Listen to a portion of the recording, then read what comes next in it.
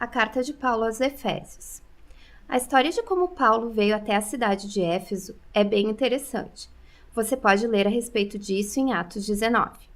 Éfeso era uma cidade enorme e era o epicentro de adoração da maioria dos deuses greco-romanos. E por mais de 2 anos, Paulo teve uma presença missionária muito intensa lá, e muitos se tornaram seguidores de Jesus. Anos depois, após ser aprisionado pelos romanos, Paulo escreveu essa carta. O fluxo de pensamento dela se divide em 2 metades bem claras. Na primeira metade, Paulo explora o Evangelho, como toda a história atingiu seu clímax em Jesus e na criação da comunidade multiétnica dos seus seguidores. A segunda parte da carta é conectada à primeira pela palavra portanto.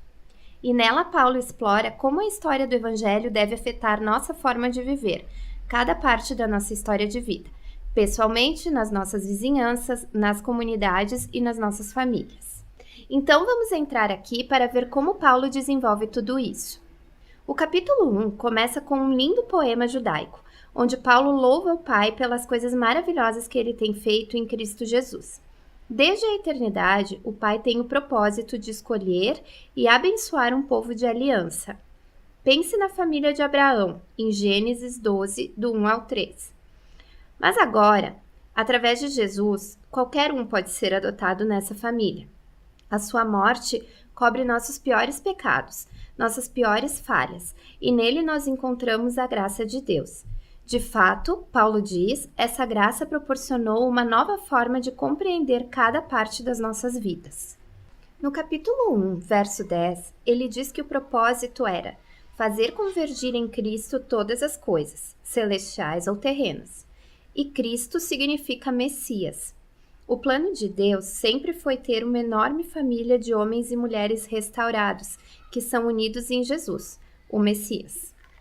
Paulo diz que esse propósito divino se tornou claro quando nós entramos nessa família. E aqui ele está se referindo à etnia judaica da família de Abraão. Mas então, Paulo fala sobre como vocês, e aqui ele está falando dos gentios, vocês também ouviram sobre Jesus e a salvação através dele. E vocês também foram trazidos para essa família, pelo trabalho do Espírito Santo. Ele está falando dos eventos relatados em Atos, quando o Espírito de Deus uniu judeus e gentios em uma única família em Cristo. É exatamente como Deus prometeu a Abraão muito tempo atrás. Note também como nesse poema Paulo começa falando sobre Deus, o Pai, e então sobre Jesus, o Filho, e aqui no final sobre o Espírito. Os 3 trabalham juntos na medida em que Paulo conta a história do Evangelho. É muito legal. Depois do poema, Paulo prossegue com uma oração. Ele ora para que esses seguidores de Jesus não apenas saibam sobre, mas experimentem pessoalmente o poder do Evangelho, que eles sejam encorajados pelo mesmo poder que ergueu Jesus dos mortos e o designou cabeça de todas as coisas. Agora, no capítulo 2, Paulo volta e desenvolve algumas ideias-chave sobre os poemas do capítulo 1, especialmente a graça de Deus e essa nova família multiétnica de Jesus. Ele reconta a história de como esses cristãos gentios conheceram Cristo. Antes de ouvir sobre ele, eles estavam vivos fisicamente, mas espiritualmente mortos. Estavam presos a uma vida sem propósito, cheia de egoísmo e pecado, e estavam iludidos por forças espirituais do mal. Mas Deus, em seu grande amor e misericórdia, maravilhosamente os salvou, perdoou todos os seus pecados e uniu as suas vidas à vida do Cristo ressurreto, trazendo-os de volta à vida também. Então agora, como novas criaturas em Jesus, eles têm a alegria de descobrir esse novo chamado e os novos propósitos que Deus definiu para eles. Eles não apenas vão refletir a glória de Deus, mas também foram convidados a se unir a uma nova família. Antes de ouvir sobre Jesus, esses gentios não estavam apenas separados de Deus, eles estavam separados do seu povo da aliança, da família de Abraão. E por uma razão bem prática, os mandamentos da aliança no Sinai formaram um limite em torno dessa família. Eles eram como uma barreira que manteve a maior parte dos gentios para fora. Mas em Jesus, as leis da Torá foram cumpridas e essa barreira foi removida. Os 2 grupos étnicos se tornaram, como Paulo coloca, uma nova humanidade que vive unida em paz. Paulo prossegue no capítulo 3 e se maravilha com o papel único de espalhar essas boas novas aos gentios. E mesmo preso, ele agradece a Deus pela chance de ver essa família da aliança crescer tanto. E ele fecha essa primeira metade da carta com outra oração. Dessa vez, ele pede para que os seguidores de Jesus sejam fortalecidos pelo Espírito de Deus para abraçar e compreender o amor de Cristo por seu povo. A segunda metade da carta inicia com Paulo mudando de rumo, e ele desafia o leitor a responder à história do Evangelho através da sua própria história de vida. No capítulo 4, ele se concentra no dia a dia da igreja. A igreja é uma grande família com vários tipos diferentes de pessoas, mas ele enfatiza que elas são um. E um é uma palavra-chave nesse capítulo. Eles são um corpo que é unido por um espírito. Eles têm um Senhor com uma fé. Eles têm um batismo e creem em um Deus. É muita unidade. Contudo, Paulo diz, unidade não é a mesma coisa que uniformidade. Ele vai em frente e explora como a nova família de Cristo consiste de muitos e muitos tipos diferentes de pessoas, e todas elas são capacitadas pelo Espírito Santo, cada uma usando seus talentos e paixões únicos para amar e servir umas às outras e construir a igreja. E aqui ele usa duas metáforas bem legais.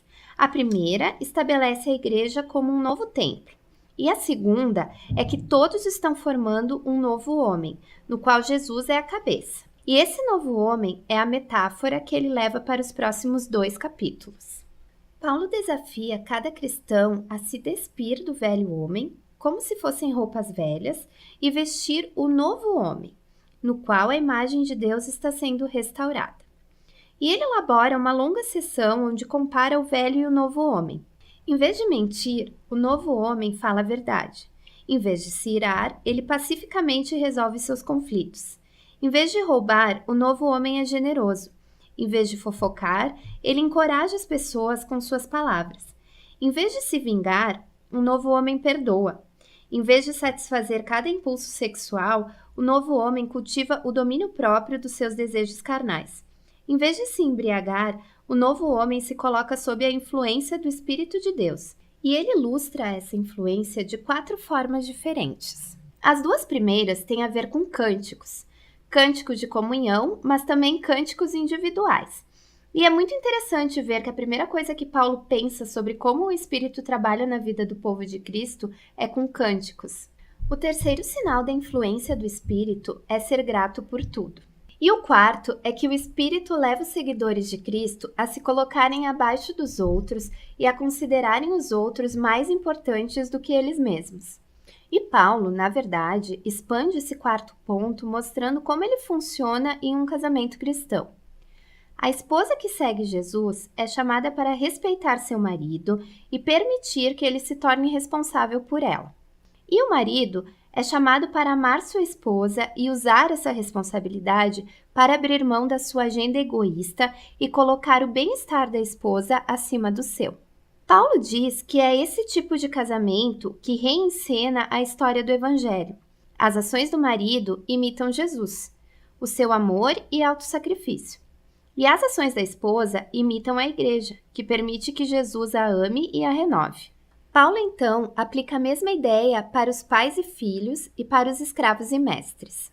Paulo finaliza a carta lembrando esses cristãos da realidade das forças espirituais do mal. São seres que tentam enfraquecer e minar a unidade do povo de Cristo e comprometer o novo homem. Paulo os desafia a se manterem firmes e vestirem o conjunto metafórico de uma armadura, que ele descreve em detalhes. Paulo tirou essa armadura do livro de Isaías, quando o rei messiânico é retratado. Portanto, agora, como seguidores do Messias, precisamos nos apropriar dos atributos dele, já que formamos o corpo de Cristo. Na prática, eu acho que Paulo está tentando dizer para os cristãos começarem a formar hábitos, para proativamente usarmos a oração, as escrituras e os relacionamentos uns com os outros no nosso próprio crescimento como seguidores de Jesus. E essa é a carta de Efésios, bem poderosa. É quando Paulo resume toda a história do Evangelho e retrata como ela deve remodelar cada parte da nossa história de vida.